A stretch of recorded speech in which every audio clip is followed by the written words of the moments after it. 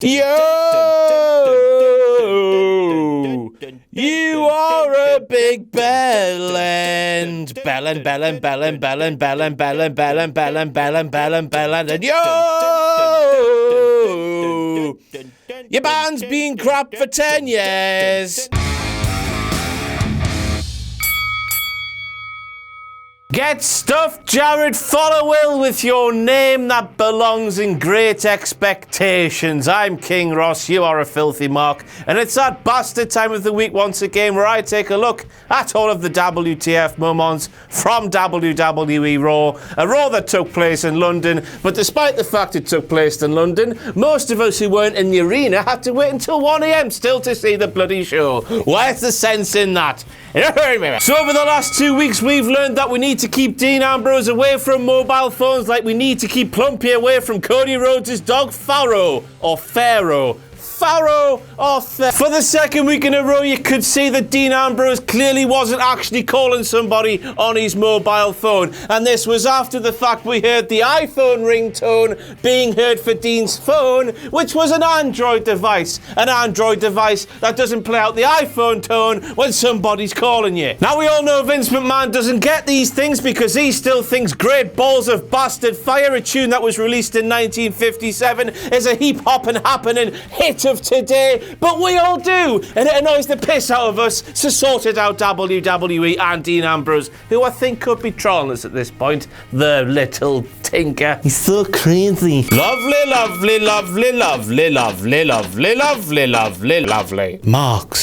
Marks everywhere. The Moy's out sign! Moy's out! Are you dizzy, blood? Give that bastard a 10-year contract. He's doing a fantastic job at Sunderland AFC, with the AFC standing for amateur football.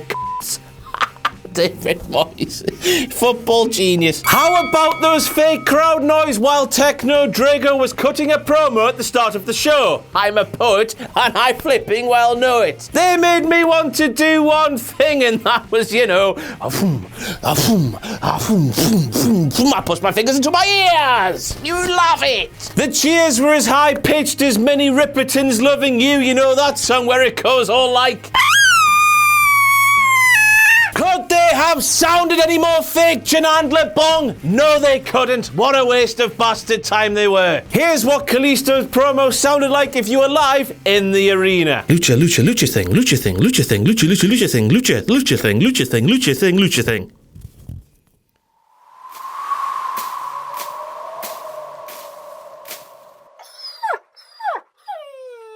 Alexa Bliss did not have her WWE RAW Women's Championship on last night's episode of WWE RAW. As you can see, she's got her personalised side plates well on show. But when she turns up on this week's episode of Raw, which you can see, you can see just the standard WWE logo side plates were in use. I guess this means one thing, lads. I guess she must have.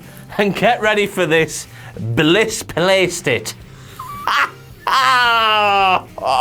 Or maybe, just maybe, she was carrying her WWE RAW Women's Championship in a bag, and that bag was sent down the rubbish chute like Hobo Joe's was when WhatCulture was going to Orlando at the start of April or the end of March.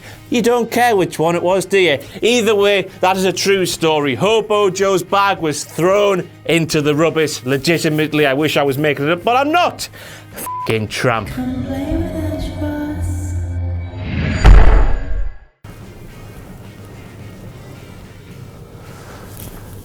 But then she came out in front of the crowd on WWE RAW, and the side plates were back. Fucking hell. When I said that I wanted to have kids and you said that you wanted me to have a vasectomy, what did I do? And then when you said you might want to have kids, but I wasn't so sure, I had the vasectomy reversed. And then when you said you definitely didn't want to have kids, well, I had it reversed back. Snip, snap, snip, snap, snip, snap. You have no idea the physical toll 3 vasectomies have on a person. I've got no idea how those things are related, but I really, really like The Office. There's a massive flaw in Nia Jax's logic, lads. She's gonna help my future wife, Alexa Bliss, keep her championship until she's done with Bayley, and then she's gonna make sure that she is the first contender for my future wife, Alexa Bliss, when she's done with Bayley. This makes no sense to me, and I'll tell you why.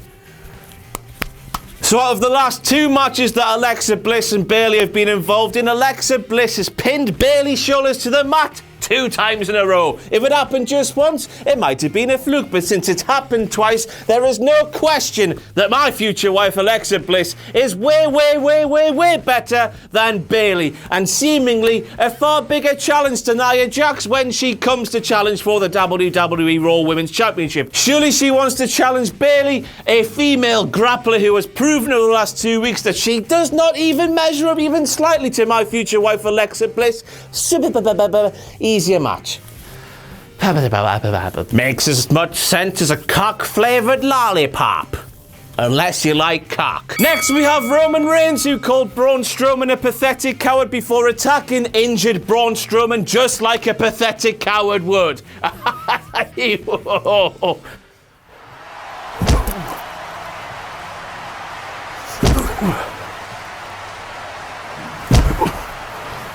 He's kinging up! He's kinging up! He must be going for the signature catchphrase! He's kinging up! He pop a hypocrite! You love the catchphrases! Yay! Right then, Enzo Amore claimed that he and Big Cass would have shit themselves by the time the tag team turmoil match on Raw last night would have ended. Not their opponents. Their opponents wouldn't have shit themselves, but they would have. They would have shit themselves. That's it. Don't need anything else. Don't need a punchline. That's enough for WTF moment itself, unless, of course, Richard Tubman, my editor, shows a shitty nappy. Richard? Show a shitty nappy. Richard, show a We're still waiting for that bell to be rung at the start of the Heath Slater and Ryan Owens, Sheamus and Cesaro part of that tag team turmoil match. Michael Cole made a big old hoo-ha about how the bell hadn't been rung, and then we waited and waited and waited, and still diddly squat was heard. I tell you what, I'm going to pull up this chair hither and sit here and wait until it does so.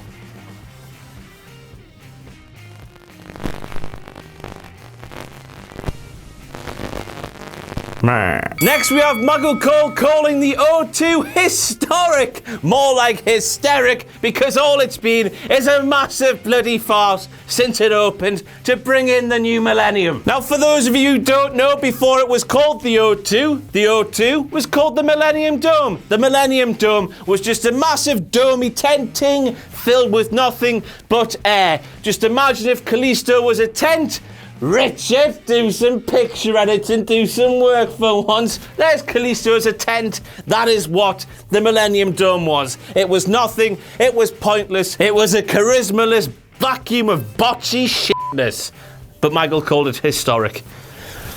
And how can something be historic when it's less than 10 years old? That's right, the Millennium Dome became the O2 in June, I think, of 2007. And to finish off this week's WTF Moments from WWE RAW, we had Kurt Angle, who hired Dean Ambrose and Miz to be the co-general managers for the night. But despite the fact he did this, he could book matches for next week's WWE RAW, even though technically he wasn't there to make the match for then either. He wasn't in London to make the matches for last night, and he wasn't there to make because it's in the future. What am I saying? So Kurt couldn't be asked to book matches last night, but then he can be asked to book matches for next week. Are you racist, Kurt, against the English? No, I've met him. I'm English. He's a nice man. Bye.